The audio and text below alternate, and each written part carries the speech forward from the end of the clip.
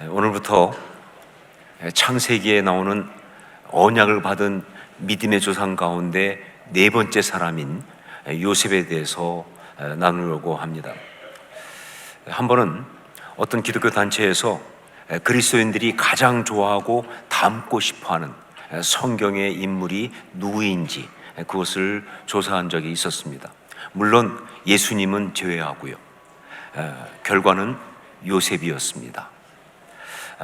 요셉의 삶은요, 그에 대한 성경의 반복적인 표현 그대로요, 정말 아름답습니다. 외모만 그런 것이 아니라 그 내면과 그 인격이 그렇습니다. 무엇보다도 그의 신앙이 정말 아름답습니다. 그것도 우리하고 동떨어진 어떤 다른 차원의 신앙이 아니라 우리가 날마다 고민하고 그리고 때로 자빠지는 그런 삶의 문제 가운데서 보여준 그런 아름다운 신앙이어서 그래서 그렇게 사람들이 좋아하는 것입니다. 자, 그런데 오늘 그 요셉에 대해서 성경이 처음 소개를 하고 있는데 그 내용이 사뭇 충격적이다 하는 것이죠. 그의 가정 배경과 그리고 어린 시절에 대해서 말해주고 있는데 이 내용은요, 한마디로 말하면 가정 상담에서 말하는 엮이는 가정 그 자체입니다. 엮이는 가정. 우리 3절 4절 말씀을 함께 읽겠습니다. 3절 4절 같이 읽습니다. 요셉은 노년에 얻은 아들이므로 이스라엘이 여러 아들들보다 그를 더 사랑하므로 그를 위하여 채색 옷을 지었더니 그의 형들이 아버지가 형들보다 그를 더 사랑함을 보고 그를 미워하여 그에게 편안하게 말할 수 없었더라. 자, 보십시오. 엮이는 가정에서 가장 많이 문제가 되는 편애의 문제가 바로 그 가정에 있었습니다. 여러분, 편애는요, 편애를 받는 사람이나 또 그렇지 못한 자나 모두에게 문제가 되죠. 왜냐하면요, 그것은 건강한 사랑이 아니기 때문에 그렇습니다. 그러니까 요셉이 아버지 야곱의 편애를 받았다고 그래서 요셉이 정말 그 내면의 사랑의 탱크가 꽉 채워지고 그래서 아주 건강한 내면을 가졌다, 절대 그렇게 말할 수가 없다는 거예요. 거기에다가 이 아버지의 편애 때문에 형제들이 요셉을 미워했습니다. 형제들 사이에, 즉 그 가정 내에 갈등과 증오가 있는 전형적인 엮이는 가정이죠. 형제 사이에 그 가정 내에 갈등과 증오가 있는 전형적인 엮이는 가정입니다. 더군다나 성경은 아예 확실하게 뭐라고 말하고 있느냐, 그에게 편안하게 말할 수 없었더라 라고 하면서 이 가정이 엮이는 가정이라는 것을 갖다가 확인까지 해주고 있습니다. 왜냐하면요, 가족 간의 대화가 단절되었다는 것, 그리고 가족인데 불구하고 서로 비밀을 가지고 살아간다는 것, 이게 바로 엮이는 가정의 또 하나의 중요한 특징이니까요. 여기에다가 성경은 여기서 말하고 있지 않지만 그러나 이미 우리가 알고 있는 대로 요셉에게는 어머니가 없습니다. 자신을 낳아준 어머니 라헬은요, 동생 베냐민을 낳다가 죽었기 때문에 요셉은 어린 시절 어머니가 없었습니다.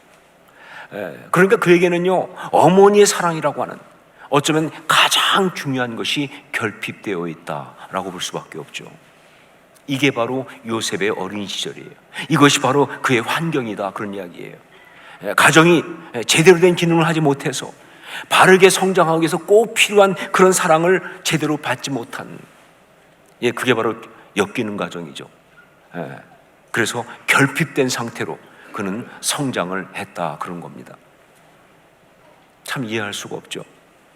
성경이 지금 언약을 받은 믿음의 조상 가운데 네 번째 사람, 그것도 창세기에 나오는 그 네 명의 믿음의 조상 가운데 가장 훌륭한 사람인 요셉을 이야기하고 있는데, 그런데 첫 부분부터 이렇게 시작을 하고 있다는 것이, 이게 정말 이해가 안 되는 거죠.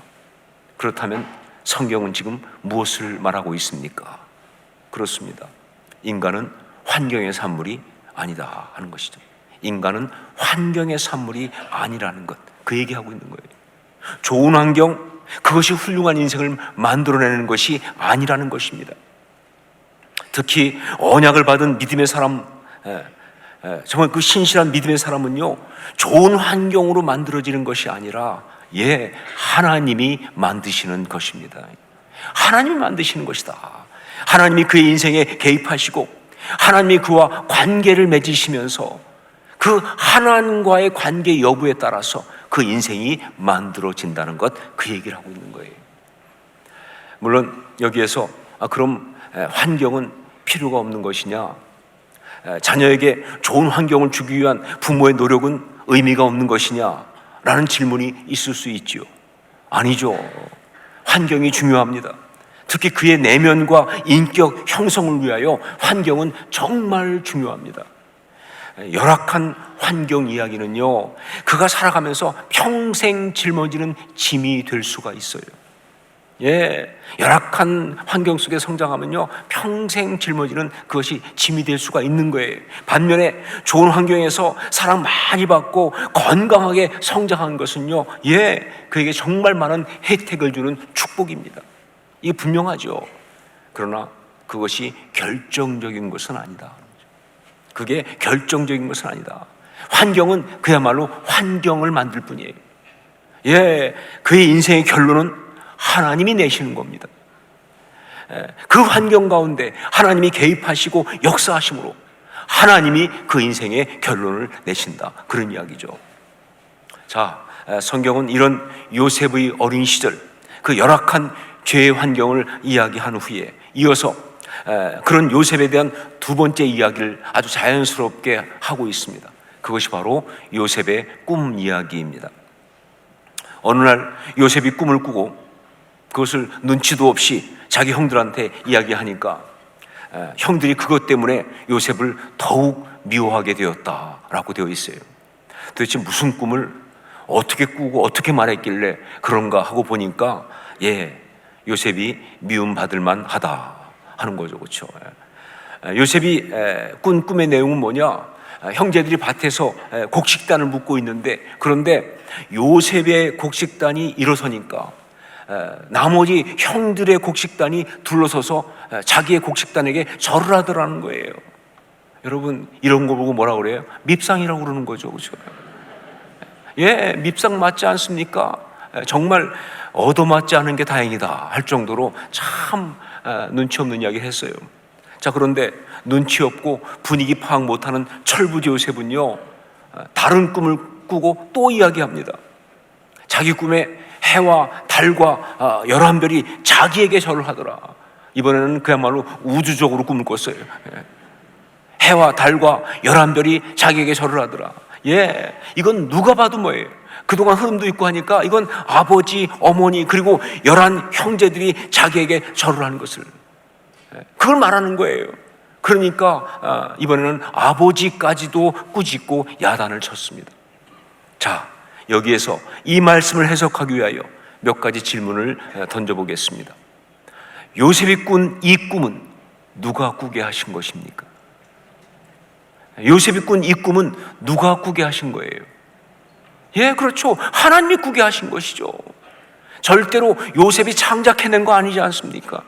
마귀가 준 것은 더더욱 아니고요. 자, 그러면 하나님은 왜 요셉에게 이 꿈을 꾸게 하셨을까요?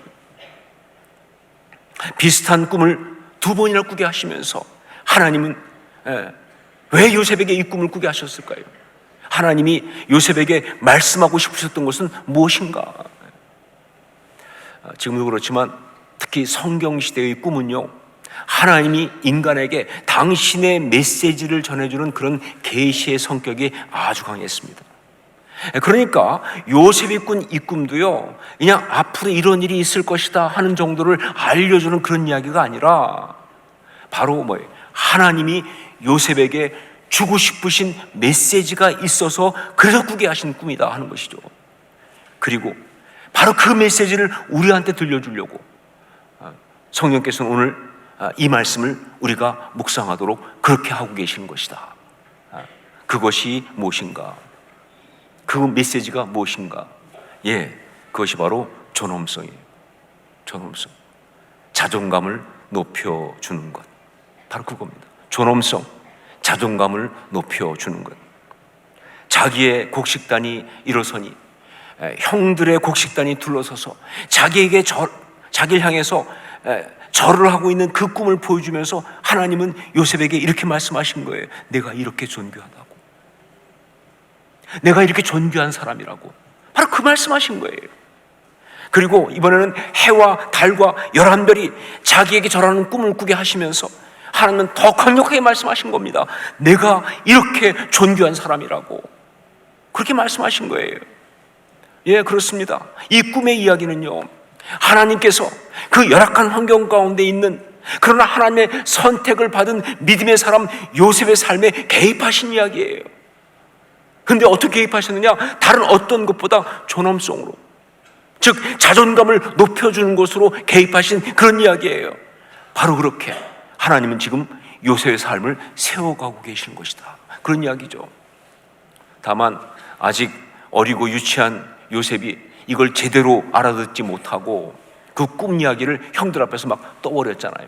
그래서 하나님이 꾸게 하신 그 꿈으로 인해서 형들한테 더 미움을 받게 되고, 나중에는 뭐예요? 형들이 요셉을 갖다가 애굽의 노예로 팔아버리는 그런 비극적 사건의 빈리까지 되었지만, 그러나 여러분, 존엄성으로 시작된 하나님의 역사는 결코 멈추지 않았고 실패한 것이 아니고 계속 진행되고 있다 하는 것을 성경이 말해주고 있습니다. 어디에서? 11절에서.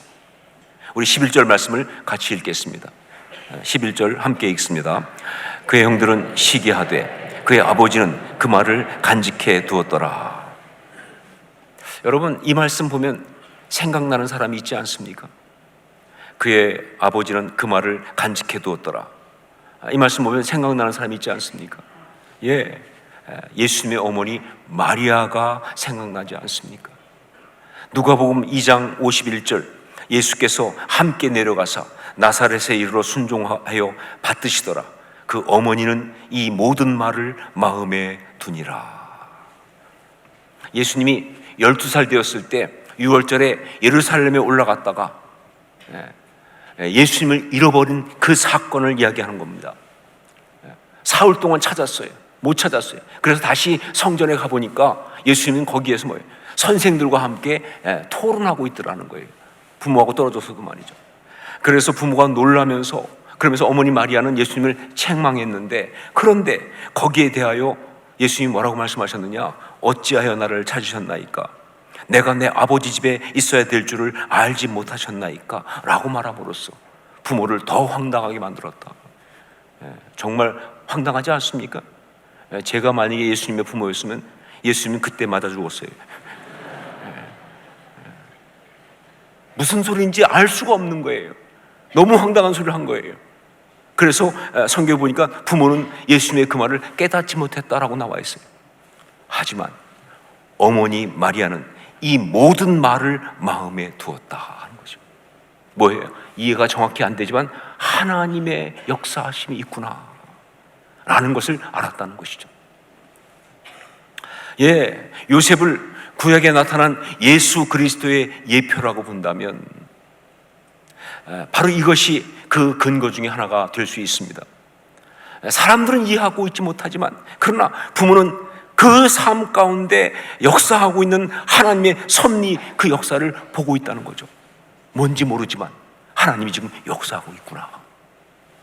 그렇습니다.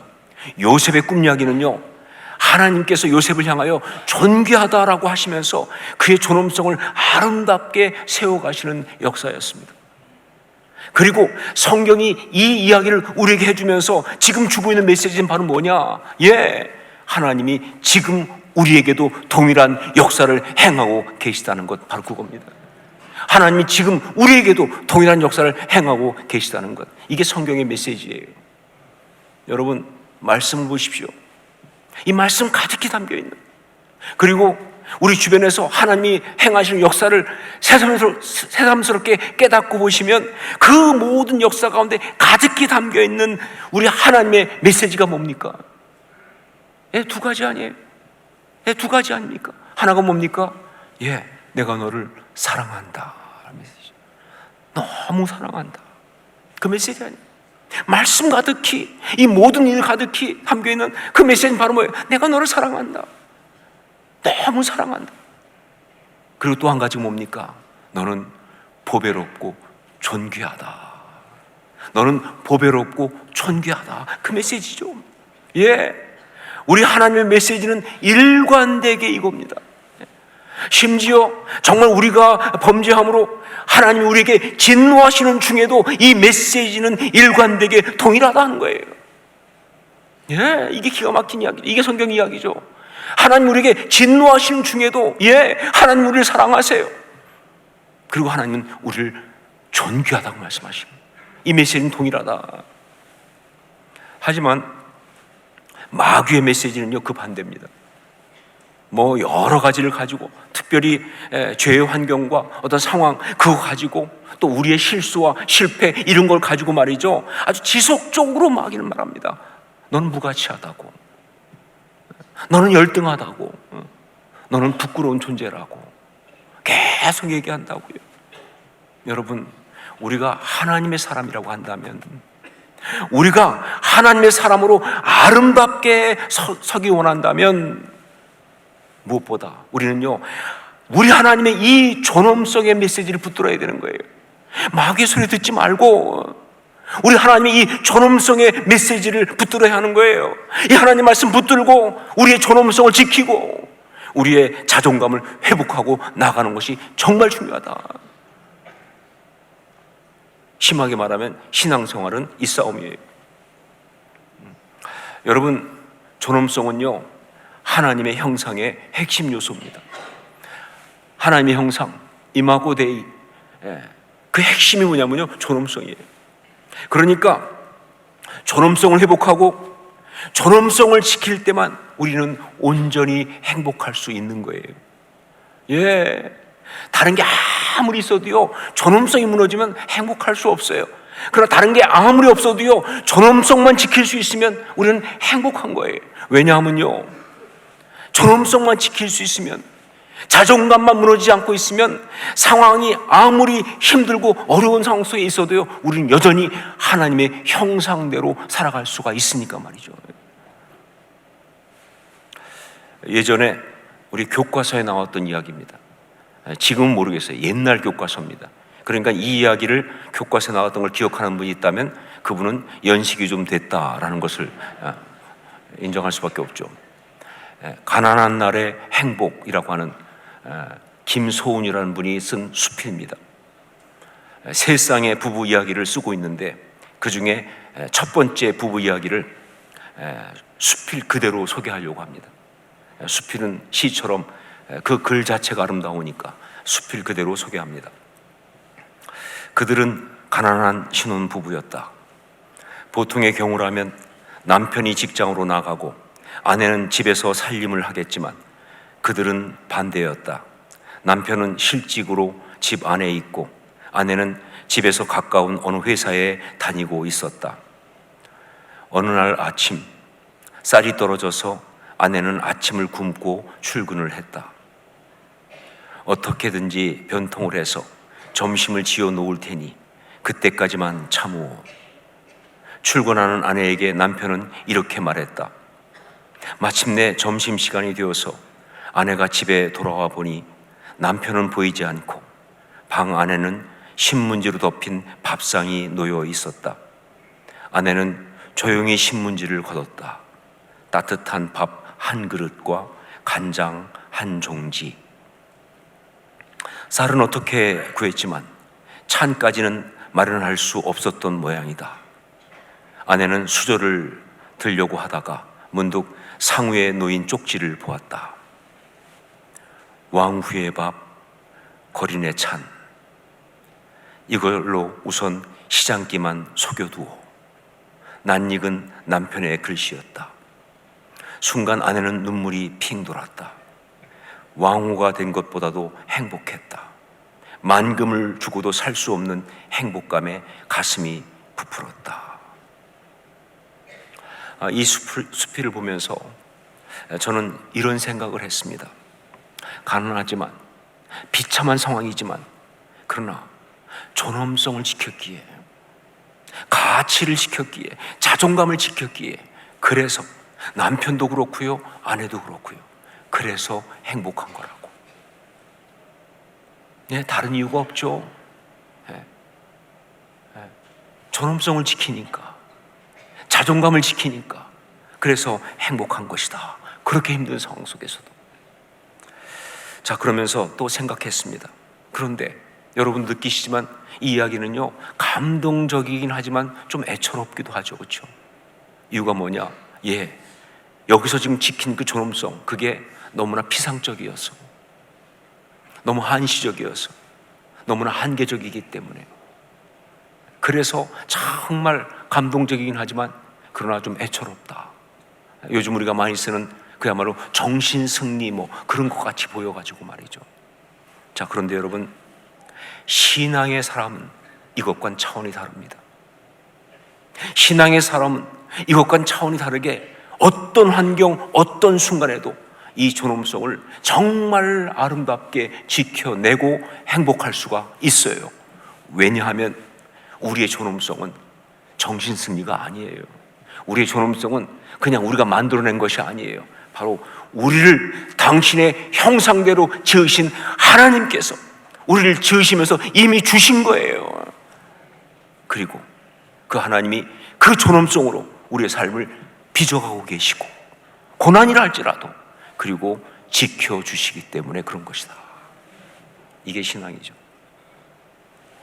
네, 열악한 환경 속에 태어나고 성장하는 그 요셉을 가장 아름다운 믿음의 사람, 믿음의 조상으로 빚어내시는 우리 하나님의 손길은 무엇이었는가?